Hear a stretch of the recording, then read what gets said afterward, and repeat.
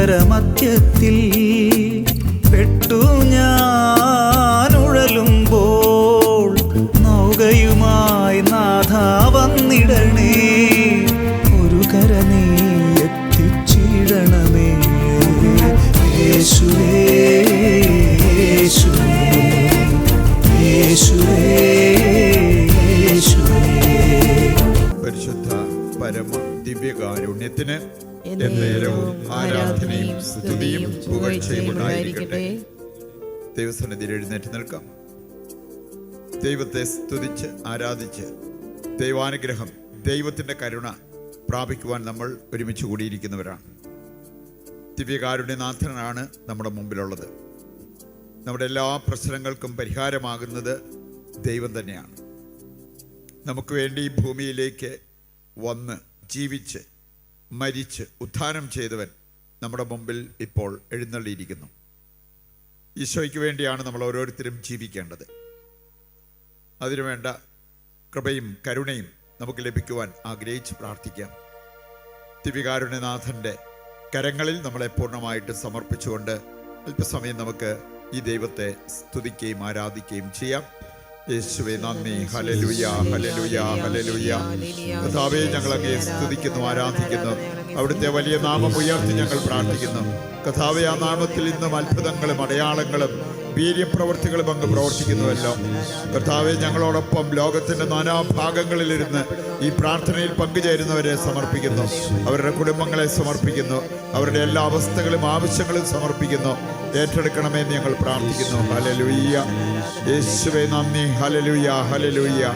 യേശുവേ നന്ദി. യേശുവേ നന്ദി. ഈ മണിക്കൂറിൻ്റെ എല്ലാ അനുഗ്രഹങ്ങളും നമ്മുടെ ജീവിതത്തിൽ വന്ന് നിറയുവാൻ നമുക്ക് ആഗ്രഹിക്കാം. ലോകം മുഴുവനും ഇന്ന് ഏറ്റവും ആവശ്യമായിട്ടുള്ള ആ കരുണ, ദൈവത്തിൻ്റെ കരുണ, അത് നമ്മളെല്ലാവരും പ്രാപിക്കുവാൻ ആഗ്രഹിച്ച് പ്രാർത്ഥിക്കുന്ന സമയം. കാരുണ്യത്തിൻ്റെ നിറകുടമായ യേശുവിനെ ദിവ്യകാരുണ്യത്തിൽ കണ്ടുകൊണ്ട് നമുക്ക് പ്രാർത്ഥിക്കാം. ഈശോയുടെ തിരുഹൃദയത്തിൽ നിന്ന് ഞങ്ങൾക്ക് കാരുണ്യ സ്രോതസ്സായി ഒഴുകിയിറങ്ങിയ തിരുരക്തമേ, തിരുജലമേ, ഈശോയുടെ തിരുഹൃദയത്തിൽ നിന്ന് ഞങ്ങൾക്ക് കാരുണ്യ സ്രോതസ്സായി ഒഴുകിയിറങ്ങിയ തിരുരക്തമേ, തിരുജലമേ, ഈശോയുടെ തിരുഹൃദയത്തിൽ നിന്ന് ഞങ്ങൾക്ക് കാരുണ്യ സ്രോതസ്സായി ഒഴുകിയിറങ്ങിയ തിരുരക്തമേ, തിരുജലമേ, ഉസ്തസ്ഥാനങ്ങളിൽ ഇരിക്കാം. കർത്താവിൻ്റെ കരുണയെ ധ്യാനിക്കാം. ദൈവവചനം നമ്മെ പഠിപ്പിക്കുന്ന ചില കാര്യങ്ങൾ മനസ്സിലാക്കിക്കൊണ്ട് ഈ കരുണ അതിൻ്റെ സമൃദ്ധിയിൽ നമ്മുടെ ജീവിതത്തിലേക്കും നമ്മുടെ കുടുംബത്തിലേക്കും ഈ ലോകം മുഴുവനിലേക്കും ഒഴുകി വരുവാൻ നമുക്ക് ആഗ്രഹിച്ച് പ്രാർത്ഥിക്കാം. നമ്മൾ ദൈവമക്കളാണ്. അതുകൊണ്ട് തന്നെ ദൈവമക്കളായി നമ്മിൽ നിന്നും ദൈവം പ്രതീക്ഷിക്കുന്ന, ആഗ്രഹിക്കുന്ന, ആവശ്യപ്പെടുന്ന 3 പ്രധാനപ്പെട്ട കാര്യങ്ങളുണ്ട്. ഒന്നാമത്തെ കാര്യം, ദൈവത്തെ നാം അനുകരിക്കണം. ദൈവത്തെ അനുകരിക്കാൻ വിളിക്കപ്പെട്ടവരാണ് നമ്മൾ. രണ്ടാമത്തെ കാര്യമാണ്, ദൈവത്തെ നാം അനുഗമിക്കണം. ഈശോ പോയ വഴിയെ നമ്മൾ പോയി ഈശോ എത്തിയിടത്ത് നമുക്ക് എത്താൻ പറ്റണം. അതാണ് യേശുവിനെ അനുഗമിക്കുക എന്ന് പറഞ്ഞാൽ. മൂന്നാമത്തെ കാര്യമാണ്, ദൈവത്തെ നാം അനുസരിക്കണം. ദൈവത്തെ അനുസരിക്കുന്നത് ദൈവത്തെ നമ്മൾ സ്നേഹിക്കുന്നതിൻ്റെ ഒരു ഭാഗമാണ്. ഈ 3 കാര്യങ്ങളും നമുക്ക് പ്രധാനപ്പെട്ടതാണ്. ദൈവത്തെ അനുകരിക്കുക, ദൈവത്തെ അനുഗമിക്കുക, ദൈവത്തെ അനുസരിക്കുക. ഏതാനും വചനങ്ങൾ എടുക്കുമ്പോൾ ഈ കാര്യം കൃത്യമായിട്ട് കർത്താവ് നമ്മളെ പഠിപ്പിക്കുന്ന കാര്യമാണ്. യോഹന്നാൻ 13:15 വായിച്ചാൽ കർത്താവ് പറഞ്ഞിരിക്കുന്ന ഒരു കാര്യം, ഞാൻ നിങ്ങൾക്കൊരു മാതൃക നൽകി. യേശു ശിഷ്യന്മാരുടെ പാദങ്ങൾ കഴുകിയവനാണ്. അതിനുശേഷം കർത്താവ് അവരെ ഓർമ്മിപ്പിച്ച ഒരു കാര്യം, ഞാനൊരു മാതൃക നിങ്ങൾക്ക് നൽകി, അത് നിങ്ങൾ അനുകരിക്കുക. പറയുകൊണ്ട് ഈ മാതൃക അനുകരിക്കാൻ വിളിക്കപ്പെട്ടവരാണ് ദൈവമക്കളായി നമ്മൾ ഓരോരുത്തരും എന്ന് മനസ്സിലാക്കിയിരിക്കാം. 1 കൊരിന്തോസ് 11-ാം അധ്യായം 1-ാമത്തെ വചനം എടുക്കുമ്പോൾ പൗലോസിലെ പറയുന്നൊരു കാര്യമുണ്ട്, ഞാൻ യേശുവിനെ അനുകരിക്കുന്ന വ്യക്തിയാണ്. I imitate Jesus Christ. അതുകൊണ്ട് നിങ്ങൾക്ക് എന്നെ അനുകരിക്കാം. യേശുവിനെ അനുകരിക്കുന്നവരെ അവരുടെ ജീവിതത്തിൽ വലിയ അനുഗ്രഹങ്ങൾ നേടിയെടുക്കും എന്നുള്ളത് മനസ്സിലാക്കാൻ നമുക്ക് ഒരുപാട് ബുദ്ധിമുട്ടേണ്ടതില്ല. യോഹന്നാന്റെ സുവിശേഷം 12:22 എടുക്കുമ്പോൾ ഇതുമായി ബന്ധപ്പെട്ട മറ്റൊരു കാര്യം നമുക്ക് കാണാൻ സാധിക്കും. എന്നെ ശുശ്രൂഷിക്കാൻ ആഗ്രഹിക്കുന്നവൻ എന്നെ അനുഗമിക്കട്ടെ. കർത്താവിനെ അനുഗമിക്കാനുള്ള ഒരു വിളി കർത്താവ് നമുക്ക് തരികയാണ്. അപ്പോൾ ഞാനായിരിക്കുന്നിടത്ത് എൻ്റെ ശുശ്രൂഷകനുമായിരിക്കും. എന്നെ ശുശ്രൂഷിക്കുന്നവനെ പിതാവ് ബഹുമാനിക്കും. ഇതെല്ലാമാണ് യോഹന്നാൻ 12-ാം അധ്യായം 26-ാമത്തെ വചനത്തിൽ നമ്മൾ കാണുന്ന കാര്യം. വീണ്ടും ദൈവത്തെ അനുസരിക്കുന്നതുമായി ബന്ധപ്പെട്ട ഒരു വചനമാണ് യോഹന്നാൻ 14:15 വചനം. അവിടെ പറഞ്ഞിരിക്കുന്നത്, എന്നെ സ്നേഹിക്കുന്നവർ എൻ്റെ കൽപ്പനകൾ അനുസരിക്കും. കൽപ്പന അനുസരിക്കുന്നത് ദൈവത്തെ സ്നേഹിക്കുന്നതിൻ്റെ ഒരു ഭാഗമാണ്. പറയുണ്ട് ഈ 3 കാര്യങ്ങളും വളരെ പ്രധാനപ്പെട്ടതാണ് ദൈവമക്കൾക്ക് എന്നുള്ളത് നമുക്ക് തിരിച്ചറിയാം. ദൈവത്തെ അനുകരിക്കണം, ദൈവത്തെ അനുഗമിക്കണം, ദൈവത്തെ അനുസരിക്കണം. കർത്താവിനെ അനുകരിക്കാൻ, കർത്താവിനെ അനുഗമിക്കാൻ നമുക്ക് വളരെ ആവശ്യമായിട്ടുള്ളൊരു കാര്യം കർത്താവിനെ അറിയുക എന്നുള്ളതാണ്. ആരായിരുന്നു യേശു ക്രിസ്തു? എങ്ങനെയാണ് ഈ യേശു ജീവിച്ചത്? അത് അറിയുമ്പോൾ അവനെ അനുകരിക്കാൻ നമുക്ക് എളുപ്പമാകും. ഒരു 3 പ്രധാനപ്പെട്ട കാര്യങ്ങളാണ് ഇതുമായി ബന്ധപ്പെട്ട കാര്യങ്ങൾ നാം മനസ്സിലാക്കാനായിട്ട് വചന വെളിച്ചത്തിൽ മനസ്സിലാക്കാൻ പരിശ്രമിക്കുക. ഒന്നാമത്തെ കാര്യം, യേശു കാരുണ്യവാനെന്ന് തെളിയിച്ച യേശു കാരുണ്യവാനാണ് എന്ന് തെളിയിച്ച 3 പ്രധാനപ്പെട്ട കാര്യങ്ങളെക്കുറിച്ച് നമുക്ക് മനസ്സിലാക്കിയിരിക്കാം. ഈ 3 മേഖലകൾ തിരിച്ചറിഞ്ഞാൽ യേശു എങ്ങനെയെല്ലാമാണ് കാരുണ്യം കാണിച്ചത് എന്ന് നമുക്ക് മനസ്സിലാക്കാൻ പറ്റും. അങ്ങനെയെല്ലാം കാരുണ്യം കാണിക്കാനുള്ള വിളി ലഭിച്ചവരാണ് ദൈവമക്കൾ. അപ്പോഴാണ് നമ്മൾ ദൈവമക്കളായി മാറുക, ദൈവത്തെ പോലെ ജീവിക്കുന്നവരായിട്ട് മാറുക. 3 രീതിയിൽ ഈ കരുണ, ദൈവം കാരുണ്യവാനാണെങ്കിൽ ദൈവമക്കൾ കാരുണ്യം കാണിക്കുന്നവരാകണം. 3 രീതിയിൽ ദൈവം കരുണ കാണിച്ചതിനെക്കുറിച്ച് ബൈബിളിൽ പ്രത്യേകിച്ച് സുവിശേഷങ്ങളിലൂടെ കടന്നു പോകുമ്പോൾ നമുക്ക് കാണാൻ പറ്റും. ഒന്നാമത്തെ കാര്യം, പാപികളെ പോലും സ്നേഹം കൊണ്ട് നേടിയെടുത്തവനാണ് യേശു ക്രിസ്തു. ഇപ്പം ദൈവമക്കളും ഈ ഒരു കാര്യം ചെയ്യാൻ മനസ്സ് കാണിക്കണം. ഇതിനുള്ള ഒരു അധ്വാനം നമ്മുടെ ഭാഗത്തു നിന്നും വരണം. പാപികളെ വെറുക്കാൻ എളുപ്പമാണ്. സ്നേഹിക്കുന്നവരെ സ്നേഹിച്ച് ദ്വേഷിക്കുന്നവരെ ദ്വേഷിക്കാൻ നമുക്ക് എളുപ്പമാണ്. മിനിമം സ്നേഹമുള്ളവർക്ക് അത് ചെയ്യാൻ പറ്റും. പക്ഷെ കർത്താവ് നമ്മളെ പഠിപ്പിച്ചൊരു കാര്യം അതല്ല. പാപികളെ പോലും നമ്മൾ സ്നേഹം കൊണ്ട് നേടിയെടുക്കണം. കർത്താവ് പാപത്തെ വെറുത്തവനാണെങ്കിലും പാപികളെ വെറുത്തില്ല, പാപികളെ സ്നേഹിച്ചവനാണ്. അതുകൊണ്ടാണ് സ്നേഹം കൊണ്ട് അവരെ നേടിയെടുക്കാനുള്ള ഒരു പരിശ്രമം കർത്താവ് നടത്തിയത്. നമുക്ക് ഏതാനും വചനങ്ങൾ എടുക്കുമ്പോൾ ഈ കാര്യം മനസ്സിലാക്കാനായിട്ട് സാധിക്കും.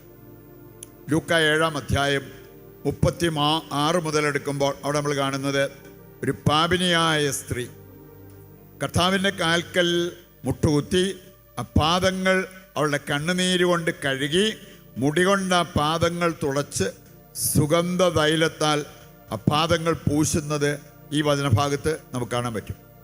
ഇനി നമ്മൾ കാണുന്നു യേശുവിൻ്റെ അളവറ്റ സ്നേഹമാണ് ആ സ്ത്രീയെ അനുതാപത്തിലേക്ക് നയിച്ചത്. ദൈവത്തിൻ്റെ സ്നേഹം അനുഭവിച്ചത് കൊണ്ടാണ് അതുപോലെ ആഴമായ ഒരു അനുതാപത്തോടെ അവൾ യേശുവിലേക്ക് തിരിഞ്ഞത് എന്ന് നമുക്ക് മനസ്സിലാക്കാൻ പറ്റും. യോഹന്നാന്റെ സുവിശേഷം 4-ാം അധ്യായത്തിൽ നമ്മൾ കാണുന്നത് സമറിയാക്കാരി സ്ത്രീ, പാപിനിയായ ഒരു വ്യക്തി, പാപത്തിൽ കുടുങ്ങിക്കിടന്ന ഒരു വ്യക്തി, ഒരുപാട് അവിശുദ്ധ ബന്ധങ്ങൾ ജീവിതത്തിലുണ്ടായ ഒരു വ്യക്തി. പക്ഷെ നമ്മൾ കാണുകയാണ് യേശു തന്നെ അവളെ രക്ഷിക്കാനായിട്ട് ഒരു വേദി ഒരുക്കി അങ്ങനെ അവളെ ആ രക്ഷയിലേക്ക് നയിക്കുന്നത് കാണാൻ പറ്റും. തൻ്റെ സ്നേഹം കൊണ്ട് യേശു നേടിയെടുത്തവളാണ് സമറിയാക്കാരി സ്ത്രീ എന്ന് നമുക്ക് മനസ്സിലാക്കാൻ പറ്റും. യോഹന്നാൻ 8-ാം അധ്യായത്തിലേക്ക് വരുമ്പോൾ അവിടെയും നമ്മൾ കാണുന്നുണ്ട് വ്യഭിചാരത്തിന് പിടിക്കപ്പെട്ട ഒരു സ്ത്രീ. അവളെയും യേശു നേടിയെടുത്തത് തൻ്റെ സ്നേഹം കൊണ്ടാണ്.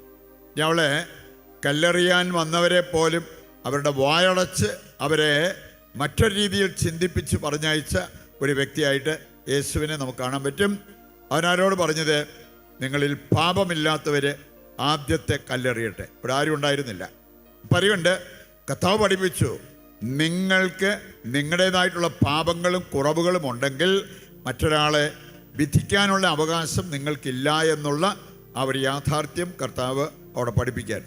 ഇവിടെ എല്ലാം നമ്മൾ കാണുന്നത് സ്നേഹം കൊണ്ട് പാപികളെ നേടിയെടുത്ത കർത്താവിനെ കുറിച്ചാണ്. പഴയ നിയമത്തിലും ഇതുപോലൊരു സംഭവം നമുക്ക് കാണാൻ സാധിക്കും.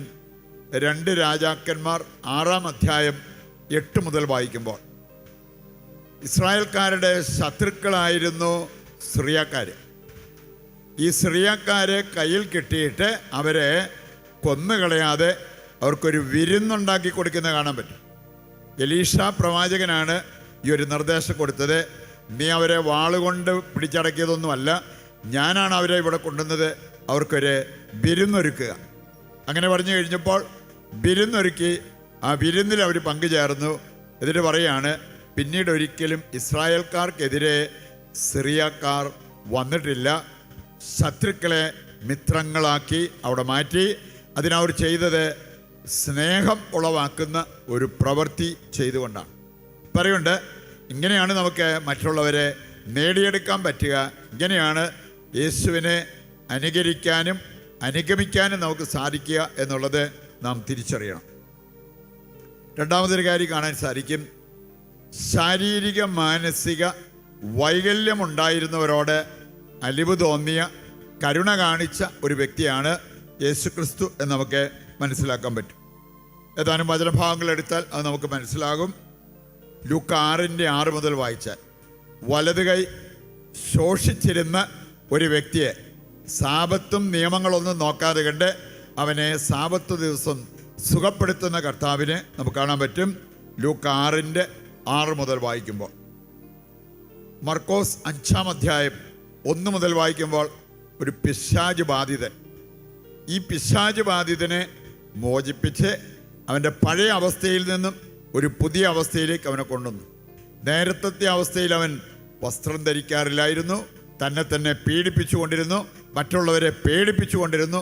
ഇതെല്ലാം മർക്കോസ് 5-ൽ നമ്മൾ കാണുന്നുണ്ട്. അവസ്ഥയെല്ലാം മാറി വസ്ത്രം ധരിച്ച് സുബോധമുള്ളവനായി ശാന്തമായിട്ടിരിക്കുന്ന പിശാച് ബാധിതനെ നമുക്ക് കാണാൻ പറ്റും. മർക്കോസ് 5-ാം അധ്യായം വായിക്കുമ്പോൾ 5:29 മുതൽ വായിക്കുമ്പോൾ, ഒരു രക്തസ്രാവക്കാരി കർത്താവിൻ്റെ സ്പർശനം അനുഭവിച്ചു, അവൾ സൗഖ്യം പ്രാപിച്ചു. അത് കാണാൻ പറ്റും. മത്തായി 20:34 വായിച്ചാൽ, അന്ധന്മാരുടെ യാചന കേട്ട് അവരെ സുഖപ്പെടുത്തുന്നവർക്ക് കാഴ്ച നൽകുന്ന യേശുവിനെ നമുക്ക് കാണാൻ പറ്റും. അവസാനമായിട്ട് നമുക്ക് ചിന്തിക്കാൻ പറ്റുന്നത്, ദരിദ്രരോടും ജീവിക്കാൻ വകയില്ലാതിരുന്നവരോടും കരുണ കാണിച്ചവനാണ് യേശുക്രിസ്തു. ഏതാനും വചനങ്ങൾ ഇക്കാര്യം നമ്മളെ ഓർമ്മപ്പെടുത്തും. ലൂക്ക 21:1 മുതൽ വായിക്കുമ്പോൾ അവിടെ നമ്മൾ കാണുന്നത് ദരിദ്രയായ ഒരു വിധവ. അവളുടെ കൈവശമുണ്ടായിരുന്ന ആ 2 ചെമ്പ് തൊട്ടെടുത്ത് ഭണ്ഡാരത്തിലിട്ടവൾ.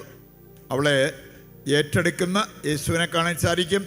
പ്രശംസിക്കുന്ന യേശുവിനെ നമുക്ക് കാണാൻ പറ്റും ലൂക്ക 21-ാം അധ്യായത്തിൻ്റെ ആദ്യ വചനങ്ങളിൽ. മത്തായി 20-ാം അധ്യായം 1 മുതൽ വായിക്കുമ്പോൾ, മുന്തിരിത്തോട്ടത്തിലേക്ക് അയക്കപ്പെട്ട ആ പണിക്കാരുടെ കാര്യം അവിടെ നമുക്ക് കാണാൻ സാധിക്കും. അവസാനം വന്നയാൾക്കും ഒരേ കൂലി കൊടുക്കുന്ന യജമാനെ നമുക്ക് അവിടെ കാണാൻ പറ്റും. കാരണം യജമാനൻ നോക്കിയത് അവരുടെ പണിയുടെ അളവല്ല, അവരുടെ ആവശ്യത്തിൻ്റെ അളവ്. അവർക്കെല്ലാവർക്കും ഒരു ദിനാറ് ആവശ്യമായിരുന്നു ഒരു കുടുംബം നടത്തിക്കൊണ്ട് പോകാനായിട്ട്. അവിടെ അവൻ കാണിച്ചത് നീതിയല്ല, കരുണയാണ്. നീതിയേക്കാൾ ഉയർന്നു നിൽക്കുന്നതാണ് കരുണ. നമ്മുടെ എല്ലാ ആവശ്യങ്ങളും നമ്മോടൊപ്പം ഈ പ്രാർത്ഥനയിൽ പങ്കെടുത്ത എല്ലാവരുടെയും എല്ലാ പ്രാർത്ഥനാ നിയോഗങ്ങളും സ്വർഗത്തിലേക്ക് ഉയർത്താം. ഇവിടെ പ്രാർത്ഥനകൾ ചോദിച്ചിട്ടുള്ളവരെയും നാം പ്രാർത്ഥിക്കാൻ കടപ്പെട്ടിരിക്കുന്നവരെയും എല്ലാം ദൈവകരങ്ങളിൽ ഏൽപ്പിച്ച് കർത്താവിനെ സ്തുതിച്ചുകൊണ്ട് ദിവ്യകാരുണ്യത്തിൻ്റെ ആശീർവാദം നമുക്ക് സ്വീകരിക്കാം. യേശുവേ നന്ദി. Hallelujah, hallelujah. കർത്താവെ അനുഗ്രഹിക്കണമേ, ഞങ്ങളെ അനുഗ്രഹിക്കണമേ, ഞങ്ങളുടെ കുടുംബങ്ങളെ അനുഗ്രഹിക്കണമേ. ഞങ്ങളുടെ പ്രാർത്ഥനകൾ ചോദിച്ചിട്ടുള്ള എല്ലാവരെയും അങ്ങ് അനുഗ്രഹിക്കണമേ എന്ന് പ്രാർത്ഥിക്കുന്നു. ഞങ്ങൾ പ്രാർത്ഥിക്കാൻ കടപ്പെട്ടിരിക്കുന്നവരെ അനുഗ്രഹിക്കപ്പെടട്ടെ എന്ന് ഞങ്ങൾ പ്രാർത്ഥിക്കുന്നു. Hallelujah, hallelujah, hallelujah.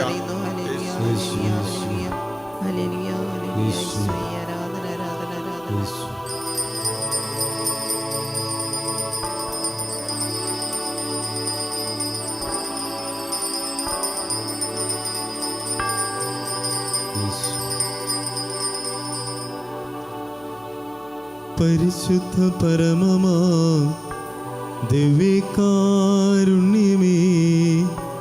എന്നുമെന്നും അങ്ങേക്കാരാധന. പരിശുദ്ധ പരമമാ ദിവ്യകാരുണ്യമേ, എന്നുമെന്നും അങ്ങേക്കാരാധന. പരിശുദ്ധ പരമമാ ദിവ്യകാരുണ്യമേ, എന്നുമെന്നും അങ്ങേക്കാരാധന. നന്മ നിറഞ്ഞ മറിയമേ സ്വസ്തി, കർത്താവ് അങ്ങയുടെ കൂടെ സ്ത്രീകൾ അങ്ങ് അനുഗ്രഹിക്കപ്പെട്ടവളാകുന്നു. അങ്ങയുടെ ഉദരത്തിൻ ഫലമായി ഈശോ അനുഗ്രഹിക്കപ്പെട്ടവനാകുന്നു. പരിശുദ്ധ മറിയമേ തമ്പുരാന്റെയമ്മേ, പാപികളായി ഞങ്ങൾക്ക് വേണ്ടി ഇപ്പോഴും ഞങ്ങളുടെ മരണസമയത്തും തമ്പുരാനോട് അപേക്ഷിച്ചുകൊള്ളണമേ. ആമേൻ. ഞങ്ങളുടെ സഹായമായ പരിശുദ്ധ മറിയമേ, ഞങ്ങൾക്ക് വേണ്ടി അപേക്ഷിക്കണമേ. വിശുദ്ധ ഫൗസ്റ്റിനായേ, ഞങ്ങൾക്ക് വേണ്ടി അപേക്ഷിക്കണമേ. ശംശയ്ക്ക് സ്തുതിയായിരിക്കട്ടെ.